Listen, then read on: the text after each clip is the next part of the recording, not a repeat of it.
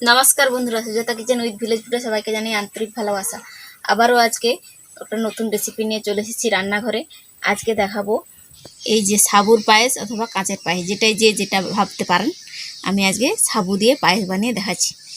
তার জন্য এই যে সাবুটাকে ভিজিয়ে রেখেছিলাম 1 ঘন্টার মতন।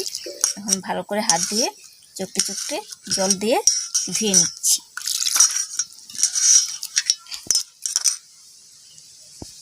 একদম সাদা রকমের জল বেরাচ্ছে।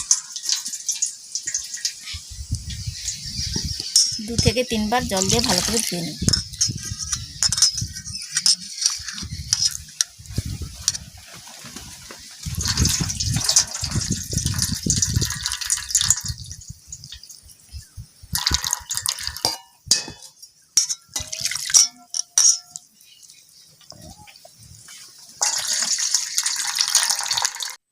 এই সাবুদানাগুলোকে এক মিক্সচার বাটি নিয়েছি, এটার মধ্যে ভরে একটু হালকা করে বেটে নেব।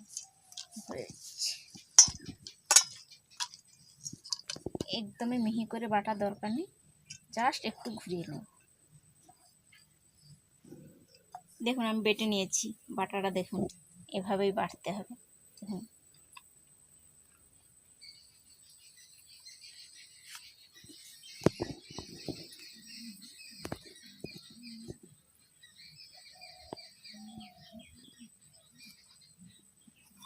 পায়েসটা বানানোর জন্য আমি উনুনটা ধরে নিয়েছি, কড়াই বসিয়ে দিয়েছি।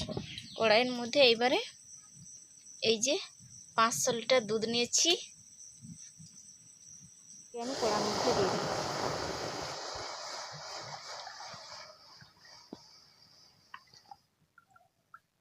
তেজপাতা নিয়েছি, 2 ভাগ করে দিয়ে দিলাম। দিয়ে দিচ্ছি এবারে স্বাদ অনুযায়ী চিনি।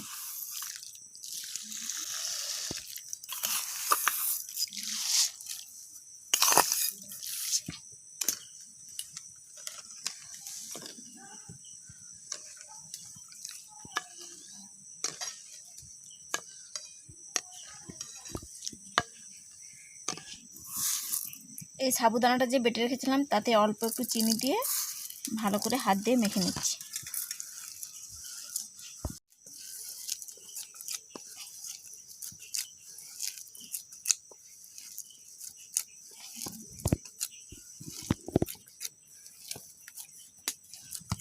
ভালো করে মাখা হয়ে গেছে। এইবারে আমি এই যে এরকম ছোট ছোট করে বলের আকারে করে নিচ্ছি। দেখুন একদম ছোট ছোট করে।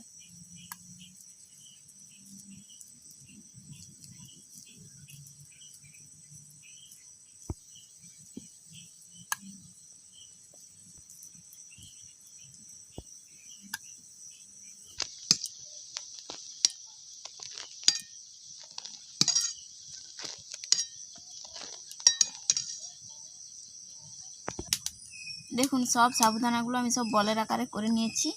এবার দুধ ফুটে উঠেছে, এবার দুধের মধ্যে আমি ছেড়ে দেবো। দেখুন দুধ ফুটছে আর আমি একটা একটা সাবুর বল দিয়ে দিচ্ছি।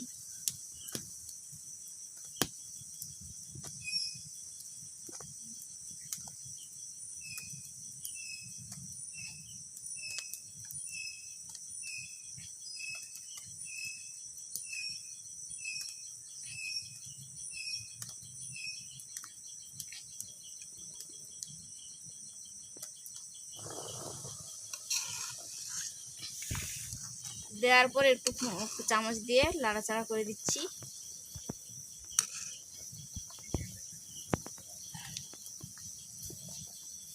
এই যে স্বাদ মতো লবণ দিয়ে দিচ্ছি।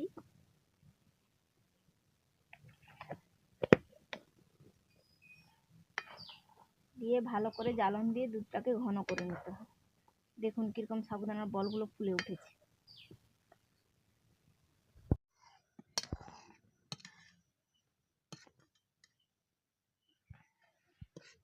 দেখুন আমার সাবুর পায়েসটা রেডি হয়ে গেছে। এখন আমি আবার নামিয়ে নিচ্ছি।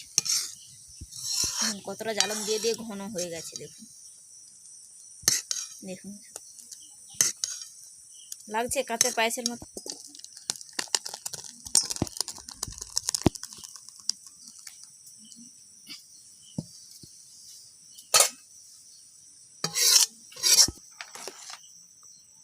দেখুন কাঁচের পায়েসের মতন লাগছে, পুরো যেন কাঁচের কালারটা দেখুন পুরো যেন কাঁচের মতো, ওই জন্য আমরা বলি কাঁচের পায়েস, সাবুর পায়েসটাকে। রেডি হয়ে গেল আমার, একে জলদি তাড়াতাড়ি বাড়িতে কেউ এলেই বসিয়ে দিয়েই বানিয়ে ফেলতে পারবে। বন্ধুরা দেখুন, আজকে আমি যেভাবে সাবুর পায়েসটা বানালাম, আপনারাও বাড়িতে বানিয়ে খেয়ে বলবেন কেমন হয়েছে।